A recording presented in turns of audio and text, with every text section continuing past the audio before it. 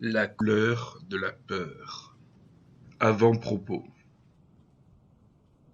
Ce texte est dédicacé à la mémoire d'Edgar, le seul grand héros de cette histoire. Lecteur, toi qui lis ceci, sache qu'il s'agit d'une histoire vraie. L'histoire que je vais vous raconter est la mienne. Pour des raisons personnelles, j'ai choisi de masquer le vrai nom de mon ami, ainsi que le mien par la même occasion. Je tiens à préciser vraiment que tous les événements référencés dans ce texte sont les vrais. Que rien n'est inventé et que tout ce qui sera dit dans cette courte histoire n'est pas le fruit d'un esprit saint. Car il faut savoir que celui qui fut responsable de ça était sûrement malade ou victime d'un problème épineux, le poussant dans une triste situation, à accomplir des choses que lui-même n'aurait pas fait s'il n'avait pas été malade. Mais aussi, j'aimerais la dédier à l'auteur qui me passionne en ce moment, à savoir Howard Philip Lovecraft, qui de son texte horrifique de L'Appel de Cthulhu, mais aussi et surtout sa nouvelle Le Cauchemar d'Innsmouth. Par cette dernière nouvelle m'a fait ressentir à nouveau le sentiment de la crainte.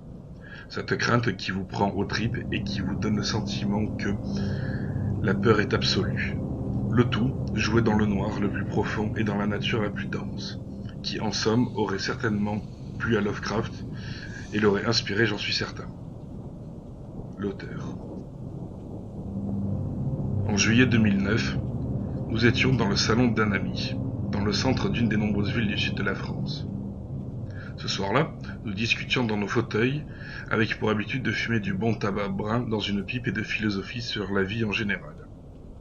Nous discutions souvent à des heures pas possibles en imaginant la vie future et en analysant la vie de notre passé. Et nous mangions en même temps, le tout dans une ambiance chaude et amicale et fraternelle. Nous aimions prendre le temps pour mettre de la couleur sur nos ressentis. En faisant ainsi, nous donnions forme à nos visions des choses. Assis au fond de lourds et confortables fauteuils en cuir, la soirée se finissait en règle générale au petit matin. Dans un sentiment de calme, nous allions prendre congé l'un de l'autre, dans un lit chaud qui nous attendait. Nous étions, comme le veut la vie, jeunes et pleins d'insouciance, absolument inconscients de la chance que nous avions. La fraîcheur de la ville entrait par la fenêtre, un morceau de jazz en fond, et nous voilà repartis. C'était des vacances d'été mémorables, des moments profonds où la matière grise rentrait en vigueur.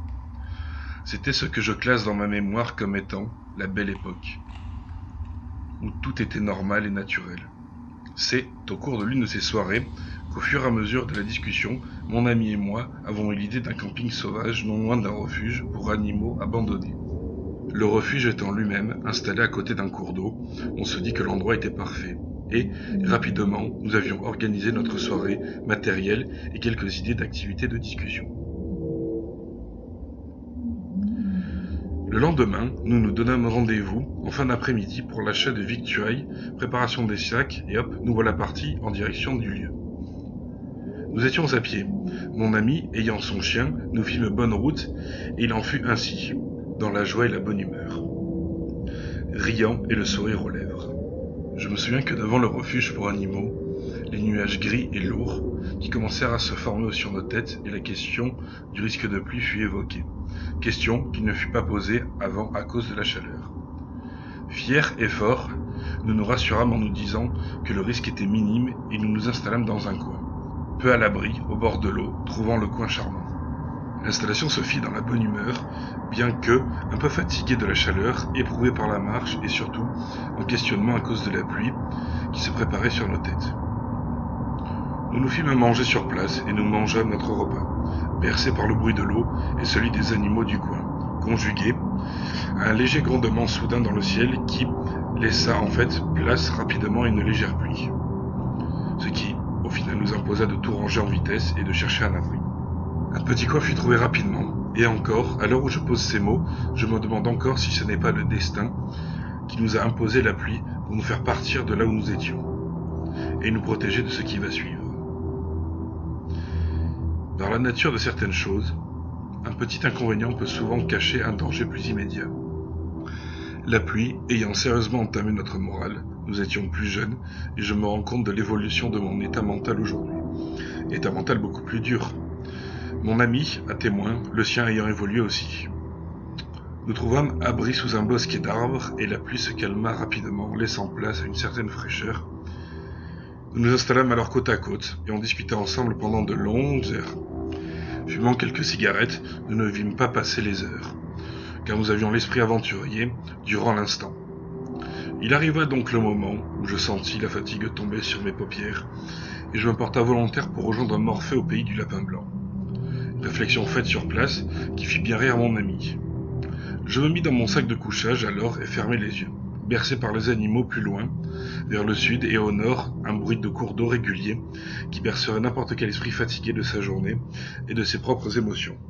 Mon avis très positif sur la journée et ce début de nuit sous les étoiles, impatient d'être demain et de pouvoir marcher à nouveau dans la joie et la bonne humeur, fermant les yeux sur cette image et ce désir positif qui me tendait les bras. Mais il en fut autrement. J'étais profondément endormi quand je fus secoué doucement par mon ami. Grognant d'être réveillé ainsi, je n'ouvris pas les yeux immédiatement et demandai un peu déboussolé ce qui fut le motif d'un tel réveil. C'est alors que je compris, quand on est bien, on ressent une atmosphère chaude. Mais là, tout était différent. Je gardais les yeux fermés, analysant la situation sur mon ressenti peu développé à l'époque, et c'est là que j'entendis Edgar.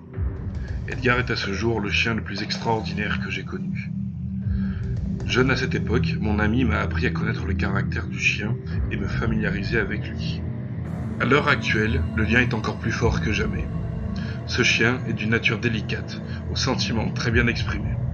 Était connu par les gens du refuge au loin, refuge d'où il venait à ce propos. Pour son amour pour autrui, sa délicatesse parfois digne d'un tyrannosaure et son amour pour le câlin, le jeu et l'aventure. Dans ma mémoire, que j'ai divisée en diverses petites pièces scientifiquement étudiées, pour tout garder intact, il y a une partie dédiée à ce chien. De surcroît, en ce qui concerne Edgar, si ma mémoire me fait pas défaut, ce qui en général n'est pas le cas, je crois me souvenir qu'il était à l'origine le chien d'une famille de gens du voyage, communément dit gitans, qui lui ont coupé la queue et quelque peu entraîné à tuer des chats, le tout par la maltraitance et le dressage dite à la dure. L'exactitude est certaine sur la conclusion de ce court moment d'histoire de sa propre vie. Edgar se vit déposé dans un refuge où personne ne pouvait l'approcher et où, employés et bénévoles, ne pouvaient pas le sortir. Le cœur animal de bon chien étant dans le sentiment de la prison. Mais quand mon ami y travailla, il fut le seul à réussir à l'approcher, touchant ainsi les dames qui travaillaient sur place par ce contact inattendu. Il fut alors décidé que le chien irait avec son nouveau maître pour le plus grand bonheur de tous. Le chien étant pour moi un ami et aussi mon chien, car par conséquent je participais à son éducation. Me rappelant que, pour chacune de mes visites, il me fit toujours un accueil de la sorte, avec, encore une fois, bonheur et sympathie. Mais cette nuit-là, quand j'étais allongé dans mon lit de bonne fortune, je l'entendis grogner pour la première fois, ce qui ne pouvait indiquer qu'une chose, un danger immédiat. Ouvrant les yeux, je me redressai alors et regardai avec stupeur ce spectacle aussi incroyable qu'imprévu. La première idée qui me vint fut de demander à haute voix si quelqu'un se trouvait dans les environs. Mais l'idée ne sortit jamais le seuil de mes lèvres, car la peur étant une barrière terrible m'empêcha de prononcer le moindre mot et je n'ajoutai rien. Que le lecteur m'excuse encore une fois un aspect d'analyse de la situation, mais de règle générale, les émotions sont toutes reliées à une couleur. La couleur étant le premier indice déductif que l'on apprend dès notre plus jeune âge, dans les petites sections d'école, avant même d'apprendre à écrire notre prénom. Les couleurs primaires sont le premier code qu'on nous apprend dès notre vivant. Je me suis alors demandé ce soir, là, transi par la terreur et le cerveau enveloppé de peur, quelle est la couleur de la peur? Mon choix se penche pour le rouge. Qui a déjà entendu parler de la peur rouge, cette peur qui nous saisit d'effroi et nous glace? Je me suis longuement demandé quelle était vraiment la couleur ressentie ce soir-là. Équipés d'un appareil photo portable, nous fîmes quelques photographies dans les zones d'ombre afin d'évaluer le danger potentiel, ce qui ne donna strictement aucun résultat. C'est alors qu'en observant les grognements du chien, nous fîmes silence. À espaces réguliers, les grognements n'étaient pas forcément omniprésents à tout instant. Non, il y avait des temps de pause où Edgar restait silencieux. Je me rappelle encore le sang incroyable de ce chien qui n'avait jamais grogné avec qui que ce soit, mais qui ce soir-là mettait en garde la personne ou les choses qui nous voulaient du mal. Il y a eu le moment où nous nous sommes rendus compte qu'il nous fallait une stratégie. En analysant la situation, ce que nous fîmes ensemble, voilà ce que nous savions. Nous étions 3, perdus dans un petit bois, avec au sud les chiens abandonnés dans le refuge et au nord l'eau qui courait. L'emplacement des deux est en fait aussi au moment où je pose ces mots sur papier, parce qu'à l'époque, la peur m'empêcha de savoir où était le nord du sud. Sur l'instant, la sensation d'être comme Alice perdue dans le labyrinthe, cherchant la sortie avec le lapin blanc, le tout échappant à la reine de cœur. Autour de nous était que forêt, plongée dans une immense baignoire de ténèbres, qui, en son sein, abritait quelqu'un ou quelque chose qui, vraiment, nous voulait du mal. Les photographies ne donnant rien, aucun résultat, nous décidâmes de nous mettre dos à dos et de rester éveillés toute la nuit. Ce qui parut la solution à la situation. C'est alors que s'ensuivit de longues heures ainsi, dos à dos, Edgar à côté de nous. Nous avions discuté encore cette nuit-là ensemble dans un grand silence. Mais nous surveillions aussi dos à dos celui qui était derrière nous, et le chien nous protégeait aussi de celui qui nous tournait autour. Les heures finirent par passer, et le jour pointa son petit nez au loin dans un soleil rouge annonçant la pluie de la nuit. Je tiens à souligner qu'un détail qui est important, durant cette fameuse nuit, Edgar, qui de son flair de chien, pouvait sentir la présence de ce qui était notre frayeur. Durant la nuit, je ne pus m'empêcher d'observer l'animal dans son travail de fin limier, qui cherchait sans relâche la présence de la chose qui nous voulait du mal. Quand le bois fut enfin victime de la lumière du jour et que notre victoire se faisait totale, Edgar se redressa d'un coup et fixa un point à l'horizon où il grogna et aboya.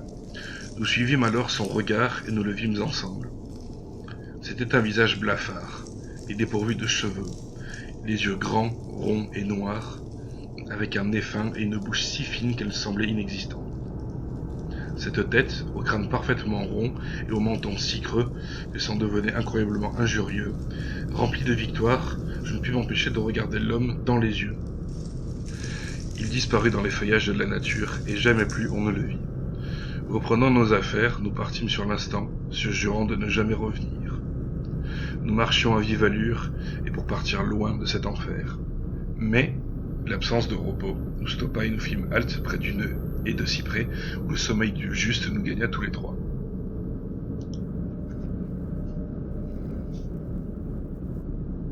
À l'heure où je clôture ces écrits et cet enregistrement, je tiens à remercier Edgar qui nous a sauvés d'un terrible malheur. C'est encore une fois le meilleur chien que j'ai connu et je garde ce souvenir jusqu'à la fin de mes jours. Merci mon chien, ce fut toi le vrai héros de cette histoire. Il y a cela dit une question qui me glace encore d'effroi, et mon ami aussi.